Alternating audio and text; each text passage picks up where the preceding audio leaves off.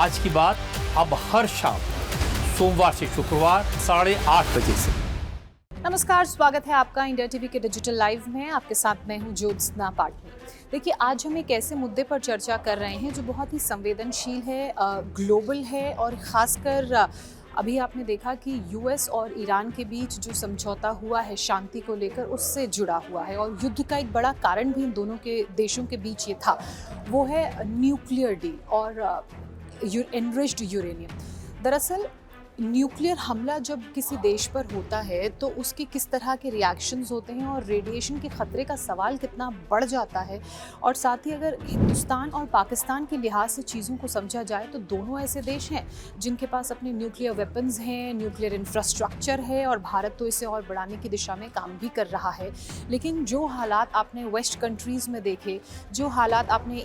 East Asia में देखे, middle east में देखे, उन हालातों के बीच भारत और पाकिस्तान के लिहाज से इन चीज़ों को समझना बहुत ज़रूरी होता है। लेकिन उससे पहले हम बात करेंगे आज की उस डील की जिस पर अमेरिका और ईरान की तरफ से हस्ताक्षर किए गए हैं। एक अग्रीमेंट दोनों देशों के बीच साइन हुआ है। 14 सूत्रीय ये अग्रीमेंट है जिसमें दोनों देशों की तरफ से जो शर्तें रखी गई हैं उन्हें अगले 60 दिनों तक ये देखा जाएगा कि ये फॉलो हो और उसके बाद एक फिर से अग्रीमेंट होगा जिसे फाइनल अग्रीमेंट के तौर पर देखा जाएगा। लेकिन उस अग्रीमेंट से ज़्यादा ज़रूरी बात है न्यूक्लियर प्लांट्स को लेकर चर्चा करने की, क्योंकि जब भी युद्ध हुए, चाहे आप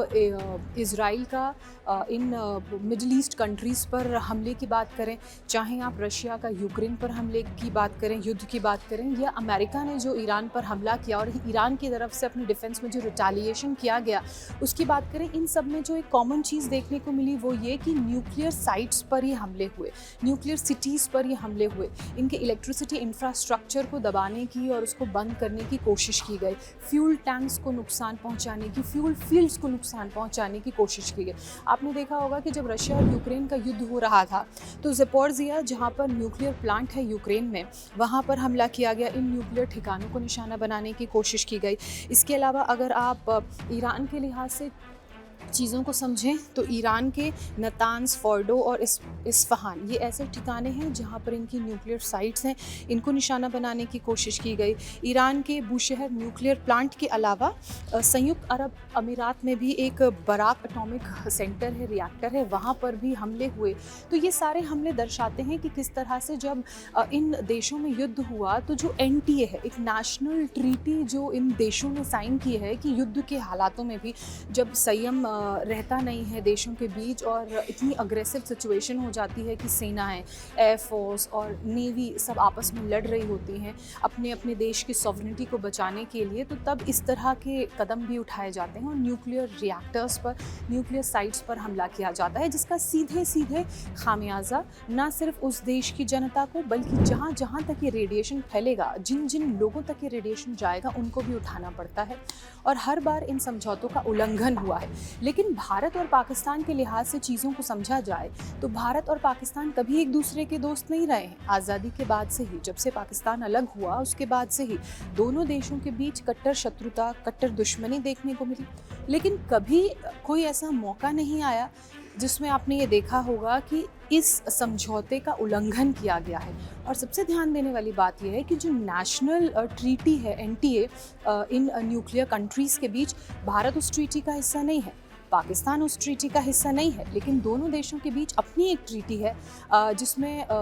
ग्लोबल ऑर्डर को सबक लेने की और इंस्पिरेशन लेने की ज़रूरत है। उसकी भी हम बात करेंगे। अब मैंने यूक्रेन ईरान का जिक्र किया, यहाँ की जो क्रेडेंशियल साइट्स हैं, न्यूक्लियर साइट्स, वहाँ पर हमले किए गए। उन हमलों ने एक चिंता को बढ़ा दिया, वर्ल्ड ऑर्डर में परेशानियों को बढ़ा दिया। रशिया की तरफ से जब यूक्रेन के ज़पोरिज़िया न्यूक्लियर प्लांट पर हमला किया गया था तो उस वक्त भी आपने देखा था कि हालात और टेंस्ड हो गए थे। लगातार इस बात को लेकर चर्चा हो रही थी कि दो देशों की लड़ाई के बीच जो खामियाजा पूरी दुनिया को भुगतना पड़ रहा है और जो न्यूक्लियर रेडिएशन से परेशानी पूरे देश को और आसपास के ऐसे मुल्क जो इस लड़ाई का शायद हिस्सा भी नहीं है, वहाँ की आवाम को उठानी पड़ेगी, तो फिर किस तरह से गंभीर हालात हो जाएंगे। अब भारत पाकिस्तान के लिहाज से चीज़ों को समझा जाए तो ऐसा नहीं है कि भारत पाकिस्तान के पास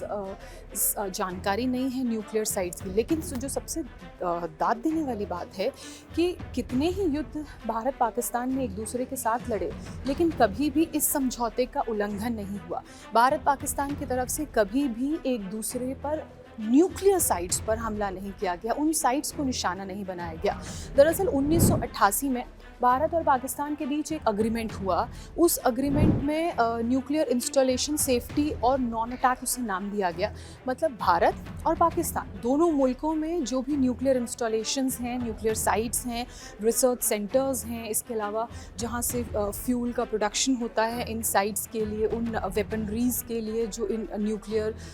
साइट्स में यूज़ होती हैं, और वहाँ पर उनकी सेफ्टी को सुनिश्चित करना और किसी भी तरह का अटैक ना करना, इसको लेकर एक अग्रीमेंट हुआ था। और इसी अग्रीमेंट से ये संभव हो पाया कि आज दशकों बाद भी, इतने युद्ध जब दोनों देशों ने आपस में लड़ लिए हैं, उसके बाद भी किसी ने इस कानून का उल्लंघन नहीं किया। उन मुश्किल हालातों में भी जब भारत की सेना पाकिस्तान पर हमला कर रही थी,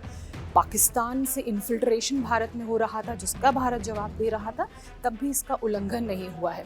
1988 में जो समझौता हुआ वो 1991 में लागू हुआ। अब इस समझौते में क्या है ये भी समझना बहुत ज़रूरी हो जाता है। राजीव गांधी और बेनज़ीर भुट्टो की अध्यक्षता में ये जो अग्रीमेंट है ये 1991 में लागू होना शुरू हुआ। और इस अग्रीमेंट का असर क्या हुआ, 1992 से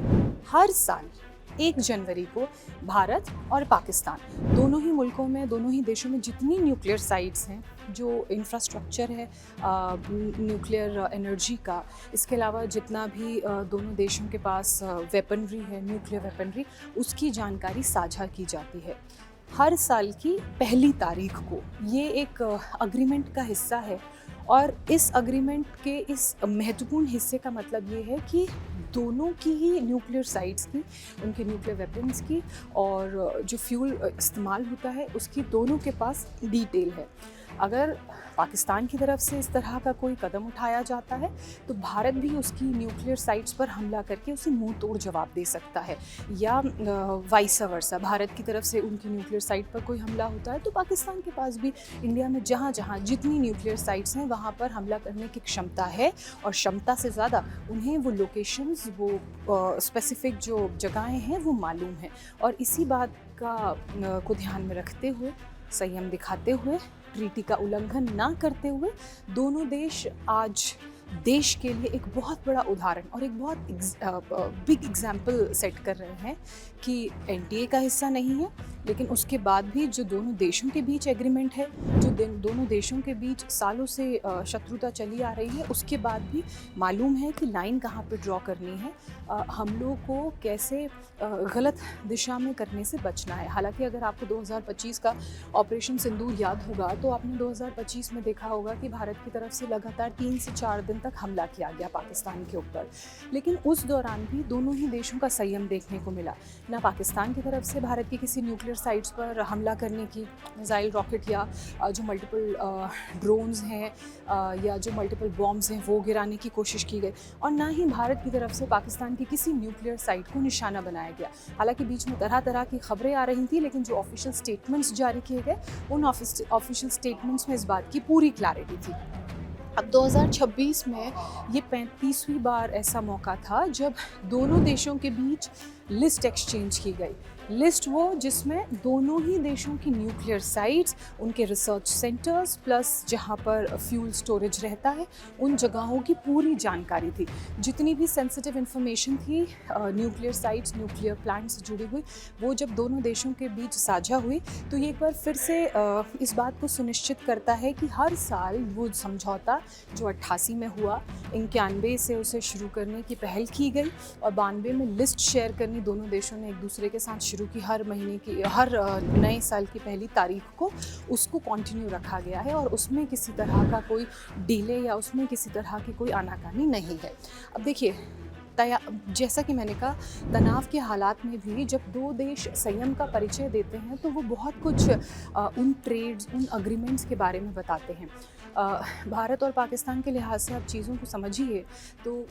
कई ऐसे मुद्दे हैं जिनको लेकर डिस्प्यूट है। कश्मीर एक ऐसा मुद्दा जिसको लेकर डिस्प्यूट है। इन्फिल्ट्रेशन लगातार पाकिस्तान की तरफ से भारत में हो रहा है और अलग अलग तरीक़ों से इंडियन इकॉनमी को पाकिस्तान डिस्टर्ब करने की, इम्पैक्ट करने की कोशिश कर रहा है। आपने देखा होगा कि हर बार हमला पाकिस्तान की तरफ से किया गया जिसका जवाब भारत ने दिया। तो अलग अलग मोर्चों पे संयम का परिचय ज़रूर लेता है। पाकिस्तान इंडिया को परेशान करने की कोशिश ज़रूर करता है और हर बार उसे मुँह की भी खानी पड़ती है, लेकिन कोई अभी तक एक ऐसा मौका नहीं आया है जब पाकिस्तान की तरफ से इंडियन न्यूक्लियर साइट्स या इंडिया की तरफ से रिटालिएशन में पाकिस्तानी न्यूक्लियर साइट्स पर हमला किया गया हो। और यही डिसिप्लिन और यही संयम एक अंतर्राष्ट्रीय स्तर पर मिसाल है जो बाकी कंट्रीज़ को सीखने की ज़रूरत है, क्योंकि अगर पाकिस्तान की भी या इंडियन न्यूक्लियर साइट पर भी दोनों देशों की तरफ से अगर हमला किया जाता है, फ़र्ज़ कीजिए, तो जो खामियाजा है वो सिर्फ़ एक देश की आवाम को नहीं बल्कि दोनों देशों की आवाम को भुगतना पड़ेगा, क्योंकि जो रेडिएशन है, रेडिएशन तो सीमा को, बाउंड्रीज़ को, इंटरनेशनल बॉर्डर्स को नहीं समझता है। रेडिएशन फैलेगा तो वो पूरे उस एरिया को अपनी चपेट में लेगा जितनी उसकी कैपेसिटी होगी या जितना बड़ा वो हमला होगा। तो ऐसे में नुकसान दोनों देशों को होना है। और रेडिएशन का ख़तरा क्या होता है वो तो हिरोशिमा और नागासाकी में जो अमेरिका की तरफ से बॉम्ब गिराए गए थे उससे हम बहुत बेहतर तरीके से समझ सकते हैं कैसे दशकों तक वहाँ पर जो इंसानी वजूद है वो ख़त्म हो गया। और अगर बहुत सालों बाद